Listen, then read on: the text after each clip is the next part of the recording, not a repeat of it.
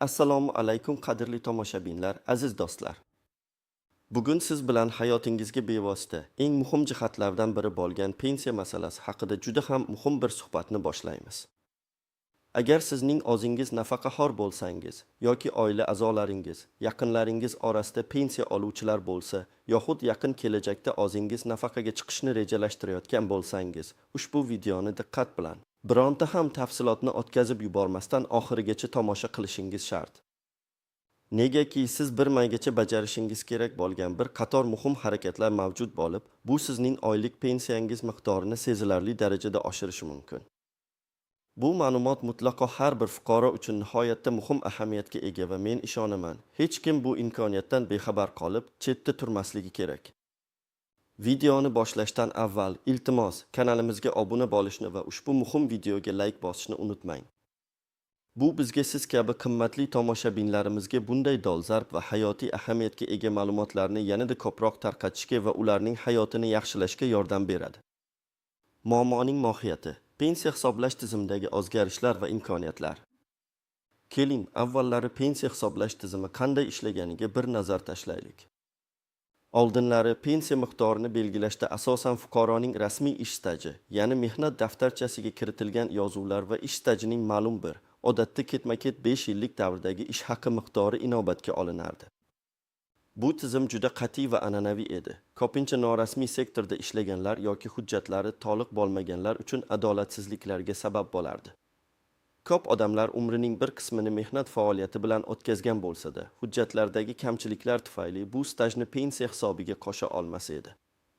Endilikda esa O'zbekiston Respublikasi qonunchiligiga kiritilgan so'nggi o'zgarishlar tufayli pensiya hisoblash tizimida juda muhim yangiliklar yuzaga keldi. Bu yangiliklar fuqarolarga pensiyasini qayta ko'rib chiqish va miqdorini oshirish uchun keng imkoniyatlar yaratadi. Xususan, ilgari pensiya hisoblashda inobatga olinmagan ba'zi mehnat stajlari davrlari yoki boshqa daromad turlari ham endi pensiyani qayta hisoblash uchun asos bo'lishi mumkin. Bu ayniqsa norasmiy sektorda ishlagan, lekin buni isbotlay oladigan hujjatlari bo'lganlar, chet elda mehnat faoliyatini olib borganlar yoki ma'lum bir sabablarga ko'ra oldin imtiyozli stajga ega bo'lish huquqidan foydalana olmagan shaxslar uchun katta ahamiyatga ega. Eng muhimi, bu imkoniyatdan foydalanish uchun bir mayga qadar tegishli pensiya jamg'armasi bo'limlariga murojaat qilish zarur. Shu bois, vaqtni boy bermasdan hoziroq harakatni boshlash juda muhimdir. Asosiy qism 1. Nimalarni bilish kerak? Kimlar xavotir olishi kerak va kimlar yo'q? Aziz tomoshabinlar, siz bilishingiz kerak bo'lgan eng asosiy narsa shundaki, pensiya miqdorini qayta ko'rib chiqish, uni oshirish avtomatik tarzda sodir bo'lmaydi. Ya'ni hech kim sizning eshigingizga kelib, pensiyangizni qayta hisoblab beramiz deb aytmaydi. Bu jarayonni o'zingiz boshlashingiz, ya'ni maxsus ariza bilan pensiya jamg'armasi bo'limlariga murojaat qilishingiz kerak bo'ladi. Agar sizda pensiyani oshirishga asos bo'ladigan qo'shimcha ma'lumotlar yoki hujjatlar bo'lsa, siz faol bo'lishingiz lozim. Kimlar xavotir olishi va murojaat qilishi kerak? Bir rasmiy ish stajining bir qismi hujjatlashtirilmagan shaxslar. Bu toifadagi fuqarolar ko'pincha o'zlarining mehnat faoliyatining ma'lum bir davrida rasmiy shartnomasiz ishlagan bo'lishi mumkin. Misol uchun, qaysidir korxonada bir necha yil davomida faoliyat yuritgan, biroq o'sha paytda korxona moliyaviy muammolarga duch kelib, hatto bankrot bo'lib, mehnat daftarchasiga tegishli yozuv kiritilmagan bo'lishi mumkin. Yoki ba'zi tashkilotlarda qo'shimcha ishlar bajarilgan, lekin bu ishlar mehnat daftarchasida aks etmagan. Bunday holatlarda ushbu stajni tasdiqlovchi arxiv ma'lumotnomalari sud qarorlari orqali yoki eng oxirgi chora sifatida kamida 2 nafar guvohning ko'rsatmalari asosida ham stajni tasdiqlash imkoniyati mavjud. Bu harakat pensiya miqdorini oshirishga xizmat qiladi. Bir misol ko'raylik. Ahmad aka 1980 yillarning oxirida, ya'ni sobiq ittifoq davrida bir qurilish korxonasida 3,5 yil davomida duradgor bo'lib ishlagan. Lekin o'sha paytda korxonadagi boshqaruvdagi sustkashliklar tufayli yoki kadrlar bo'limidagi xatoliklar sababli uning mehnat daftarchasiga bu davr haqida hech qanday yozuv kiritilmagan. U pensiyaga chiqqanida ushbu 3,5 yil uning umumiy mehnat stajiga qo'shilmagan. Ahmad akaning hozirgi oylik pensiyasi 1,550,000 so'm atrofida. Agar u hozirgi qonunchilik asosida o'sha korxonaning arxiv ma'lumotlarini topa olsa, masalan, ishga qabul qilish va ishdan bo'shatish to'g'risidagi buyruq nusxalarini yoki o'sha davrda birga ishlagan 2 nafar guvohning sud orqali tasdiqlangan ko'rsatmalarini taqdim etsa, uning pensiya stajiga qo'shimcha 3,5 yil qo'shiladi. Bu esa pensiya miqdorini sezilarli darajada oshiradi. Taxminlarga ko'ra, uning pensiyasi hozirgi 1,550,000 so'mdan 1,780,000 so'mga ko'tarilishi mumkin. Bu degani Ahmad aka har oyda 230,000 so'm qo'shimcha daromadga ega bo'ladi. Yiliga bu 2,760,000 so'm deganidir. Bu esa uning turmush sharoitini ancha yaxshilashga yordam beradi. Mana shunday imkoniyatdan foydalanib qolish kerak. Ikki isir davrida kolxozlarda, artellarda ishlagan, lekin hujjatlari tartibga solinmagan fuqarolar bu toifa ko'pincha qishloq joylarda yashovchi keksa avlod vakillarida uchraydi.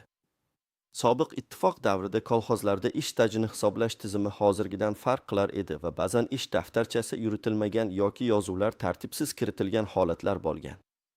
Hatto kolxozdan chiqib ketganlik haqida yozuv tushirilmagan holatlar ham uchraydi. Yangi qonunchilik ushbu davrdagi mehnat faoliyatini ham ma'lum bir shartlar asosida pensiya stajiga qo'shish imkoniyatini beradi.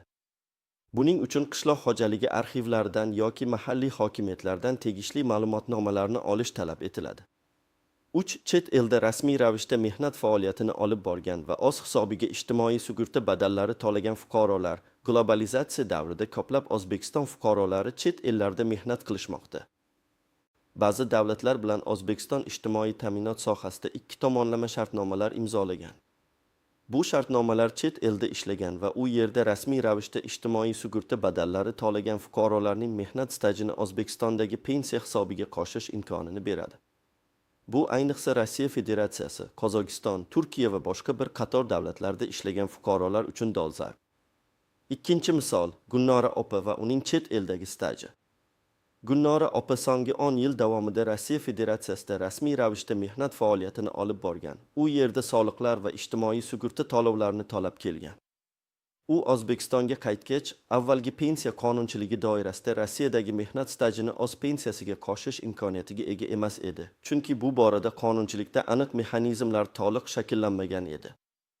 Ammo yangi qonunchilikka ko'ra, O'zbekistonning Rossiya bilan imzolagan shartnomalari tufayli Gulnora opa bir maygacha Rossiyadagi mehnat stajini tasdiqlovchi hujjatlarni, masalan, ish joyidan ma'lumotnoma, sug'urta to'lovlari haqidagi hujjatlar taqdim etsa, uning pensiyasi sezilarli darajada oshishi mumkin. Agar uning hozirgi pensiyasi 1,200,000 so'm bo'lsa, Rossiyadagi 10 yillik rasmiy staji qo'shilgach, bu miqdor 1,650,000 so'mga yetishi mumkin. Bu oyiga qo'shimcha 450,000 so'm, yiliga esa 5,400,000 so'm deganidir. Bu oila byudjetiga juda katta yordam bo'ladi. 4 ba'zi davrlarda juda yuqori maosh olgan, ammo aynan o'sha davrdagi maosh ma'lumotlari pensiya jamg'armasida mavjud bo'lmagan shaxslar, ba'zi fuqarolar o'z mehnat faoliyatining ma'lum bir davrlarida, ayniqsa 1990 yillarning boshlarida yoki xususiy sektorda faoliyat yuritganlarda juda yuqori maoshlar olgan bo'lishi mumkin. Biroq o'sha davrdagi maosh ma'lumotlari pensiya jamg'armasining axborot bazasida mavjud bo'lmaganligi sababli ularning pensiyasi nisbatan pastroq maoshlardan hisoblangan bo'lishi mumkin. Endi, agar bunday fuqarolar o'sha yuqori maosh davrini tasdiqlovchi hujjatlarni, masalan, korxona arxivlaridan ma'lumotnomalarni yoki bankdan maosh olinganligi haqidagi hujjatlarni topib taqdim etsalar, pensiyalari qayta hisoblanishi va sezilarli darajada oshishi mumkin.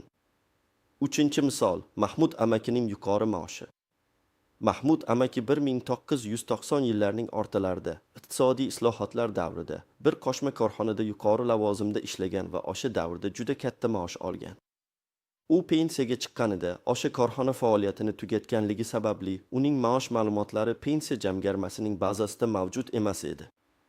Shuning uchun uning pensiyasi boshqa, kamroq maosh olgan davrlar bo'yicha hisoblab chiqarilgan. Natijada Mahmud amakining pensiyasi 1,300,000 so'm atrofida edi. Endi, agar u o'sha korxonaning arxividan yoki bankdan o'sha davrdagi maoshini tasdiqlovchi ma'lumotnomalarni topib, pensiya jamg'armasiga taqdim etsa, uning pensiyasi qayta hisoblanadi.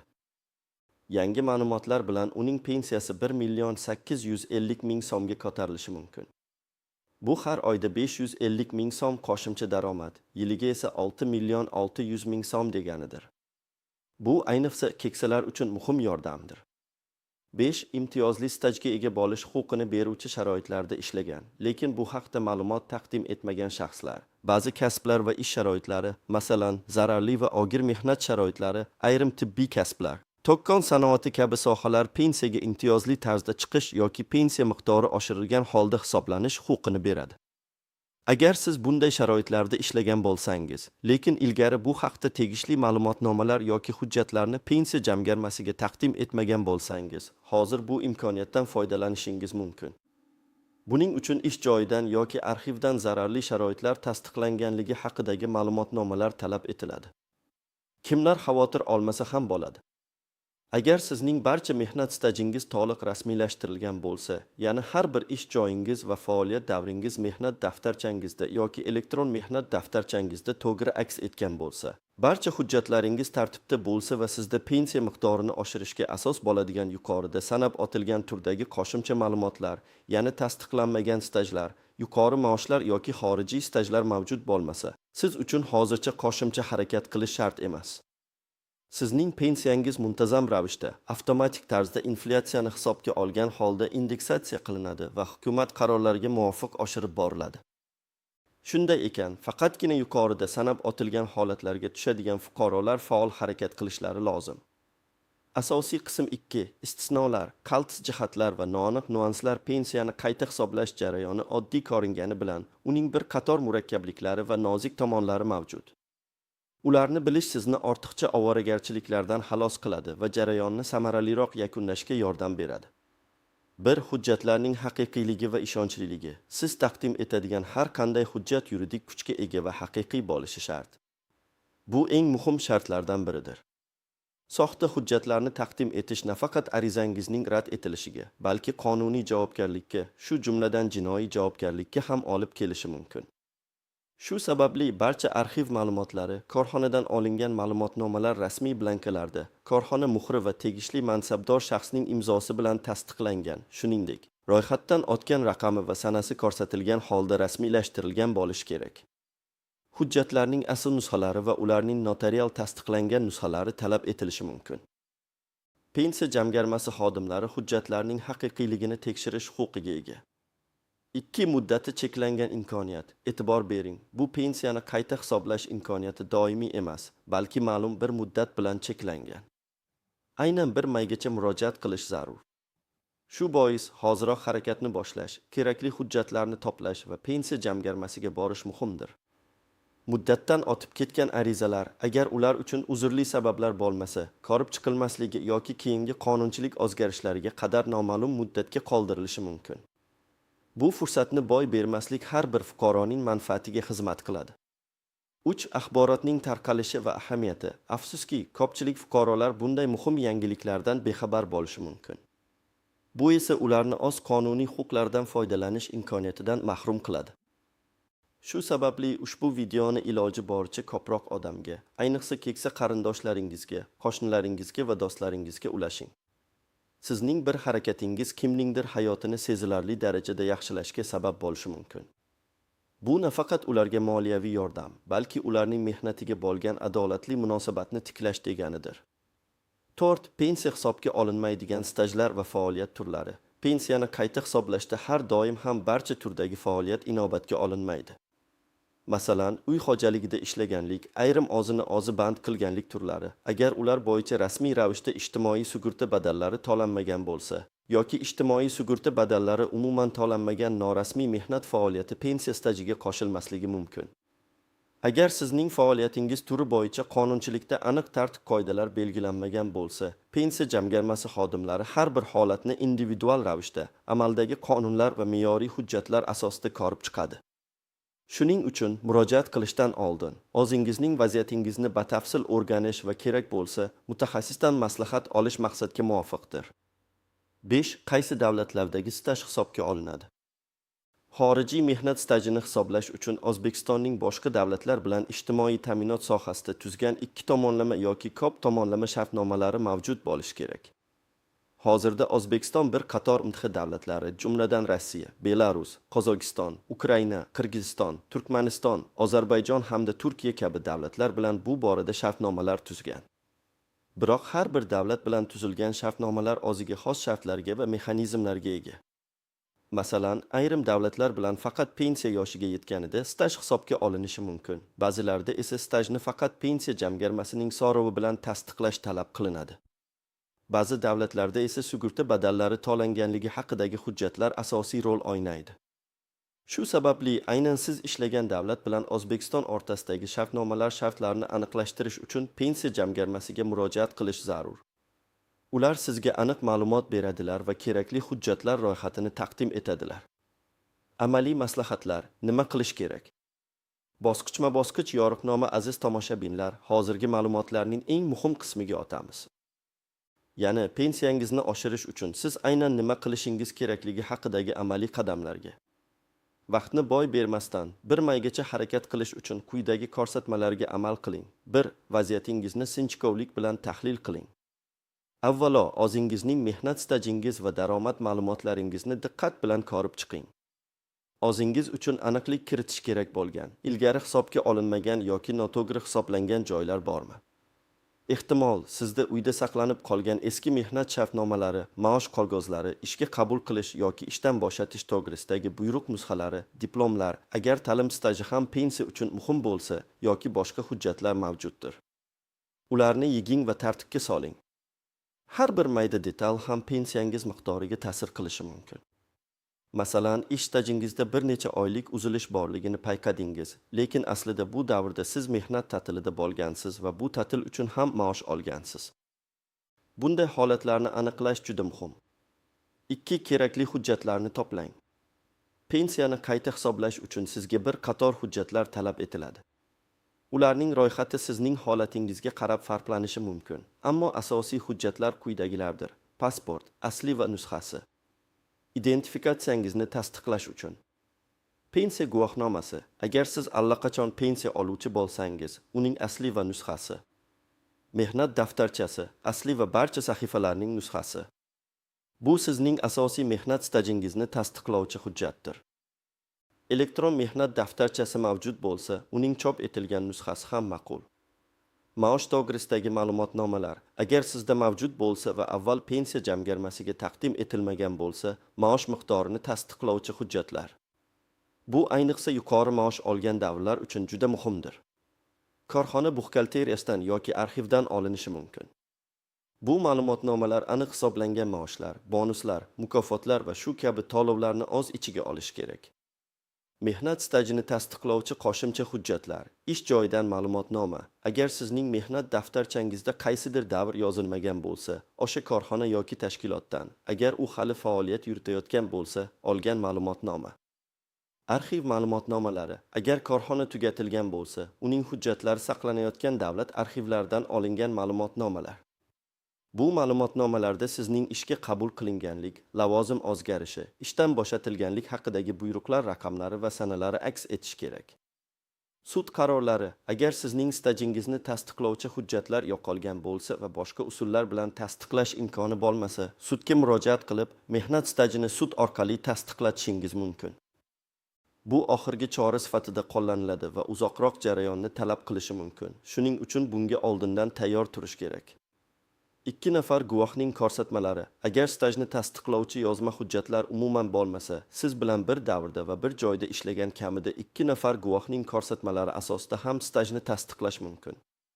Bu ko'rsatmalar sud tartibida yoki notarial tasdiqlangan holda taqdim etilishi talab qilinishi mumkin. Agar chet elda ishlagan bo'lsangiz, o'sha davlatdagi ish joyidan olingan ma'lumotnomalar, ish haqqi to'g'risidagi hujjatlar, ijtimoiy sug'urta to'lovlari, masalan, pensiya jamg'armasiga yoki shunga o'xshash muassasaga haqidagi hujjatlar. Bu hujjatlar apostil qo'yilgan yoki konsullik tomonidan legalizatsiya qilingan bo'lishi talab etilishi mumkin. Bularning barchasini pensiya jamg'armasidan aniqlashtirib olish kerak. 3. Qayerga murojaat qilish kerak? Sizning asosiy murojaat manzilingiz, bu siz doimiy ro'yxatdan o'tgan, propiskada turgan yoki doimiy yashash joyingizdagi pensiya jamg'armasining tuman, shahar bo'limidir. Sizning hujjatlaringiz va arizangiz aynan shu yerda qabul qilinadi va ko'rib chiqiladi. Pensiya jamg'armasi bo'limiga borgach, xodimlarga o'z vaziyatingizni batafsil tushuntiring. Ular sizning holatingizni ko'rib chiqadilar va qanday qo'shimcha hujjatlar kerakligi haqida aniq va batafsil maslahat beradilar. Shuningdek, ular sizga ariza blankasini berishadi va uni to'ldirishda yordam berishadi. Hozirgi raqamli davrda Mi.Gov.uz yagona interaktiv davlat xizmatlari portali orqali ham dastlabki murojaat qilish, jumladan pensiya masalalarida maslahat olish imkoniyati mavjud bo'lishi mumkin. Ammo pensiyani qayta hisoblash kabi murakkab masalalar uchun hujjatlarni shaxsan taqdim etish va jonli muloqot qilish afzalroqdir, chunki bu jarayonning tezkor va samarali bo'lishini ta'minlaydi. Shaxsan borish orqali barcha savollarga joyida javob olish imkoni bo'ladi. 4. Ariza qanday yoziladi? Pensiya jamg'armasi bo'limiga borganingizda sizga pensiyani qayta hisoblash uchun standart ariza blankasi beriladi. Bu blankani to'g'ri va aniq to'ldirish juda muhim. Arizada pensiyani qayta hisoblash sababini aniq va ravshan ko'rsatishingiz kerak. Masalan, qo'shimcha mehnat stajini inobatga olishni so'rayman, ko'rsatilmagan davrni ham ko'rsatish mumkin, yoki yuqori maosh olgan davr bo'yicha ma'lumotlarni qayta ko'rib chiqishni so'rayman, yoki chet elda olgan mehnat stajimni umumiy stajga qo'shishni so'rayman. Sababni iloji boricha batafsil yozishga harakat qiling. Barcha to'plangan hujjatlarning ro'yxatini arizaga ilova qiling. Ariza oxiriga ilovada pasport nusxasi, mehnat daftarchasi nusxasi, maosh to'g'risida ma'lumotnoma, sanasi, arxiv ma'lumotnomasi, sanasi va deb yozing. Bu pensiya jamg'armasi xodimlariga siz taqdim etgan hujjatlarni qabul qilish va nazorat qilishda yordam beradi. Arizani 2 nusxada tayyorlang. Bir nusxasini pensiya jamg'armasi xodimiga topshiring. Ikkinchi nusxasiga esa qabul qilgan shaxsning familiyasi, ismi, lavozimi, imzosi va qabul qilingan sanasini qo'ydirib oling. Bu sizning murojaatingiz rasman qabul qilinganligini tasdiqlovchi hujjat bo'lib xizmat qiladi va kelajakda yuzaga kelishi mumkin bo'lgan har qanday tushunmovchiliklarning oldini oladi. Xulosa va yakuniy chorlov aziz do'stlar, qadrli tomoshabinlar, umid qilamanki, bugungi suhbatimiz, ya'ni pensiyangizni oshirish imkoniyatlari haqidagi ushbu batafsil ma'lumotlar siz uchun nihoyatda foydali bo'ldi. Unutmang, 1 may bu juda muhim sana. Agar sizda pensiyangizni oshirishga imkon beradigan qo'shimcha ma'lumotlar yoki hujjatlar bo'lsa, hoziroq harakat qiling. Vaqtni boy berishga haqqingiz yo'q, chunki bu sizning kelajakdagi moliyaviy farovonligingizga, turmush darajangizga bevosita ta'sir qiladi. Bu faqatgina bir marta beriladigan imkoniyat bo'lishi mumkinligini yodingizda tuting. Hech qanday tafsilotni e'tibordan chetda qoldirmang. Har bir mayda hujjat, har bir yozuv muhim ahamiyatga ega bo'lishi mumkin. Qaysidir hujjatni topish qiyin bo'lsa, umidsizlikka tushmang. Pensiya jamg'armasi xodimlari sizga yordam berishga majbur. Har bir holat individual ekanligini unutmang. Shuning uchun shaxsan pensiya jamg'armasi bo'limiga murojaat qilib, o'zingizning aniq vaziyatingiz bo'yicha maslahat olishdan erinmang. O'zingiz va yaqinlaringiz uchun, ularning pensiyasi va kelajagi uchun g'amxo'rlik qiling. Ushbu video haqida o'z fikrlaringizni, savollaringizni va shaxsiy tajribangizni izohlarda yozib qoldiring. Biz barcha savollarga imkon qadar javob berishga harakat qilamiz. Videoga like bosing va kanalimizga obuna bo'lishni unutmang. Bu sizni kelgusi muhim ma'lumotlardan doim xabardor qilib turadi. Keyingi videolarda ko'rishguncha sog' bo'ling, salomat bo'ling.